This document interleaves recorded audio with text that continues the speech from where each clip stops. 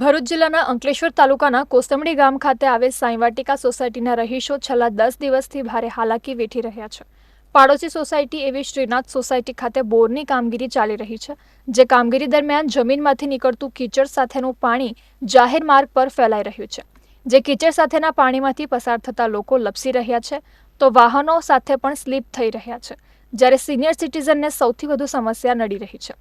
આ અંગે સોસાયટી દ્વારા રજૂઆત કરવામાં આવી હતી, પરંતુ યોગ્ય પ્રત્યુત્તર ન મળતા ગ્રામ પંચાયત દ્વારા સમસ્યાના નિવારણ માટે કાર્યવાહી કરવામાં આવે તેવી રજૂઆત સોસાયટીના રહીશો દ્વારા કરવામાં આવી છે। કે અમારાથી રસ્તા ઉપર મેડિકલ ચેકઅપ માટે પણ જવું હોય તો અમે 2 દિવસથી જઈ શકતા નથી। આની જવાબદારી કોઈ લેવા તૈયાર નથી।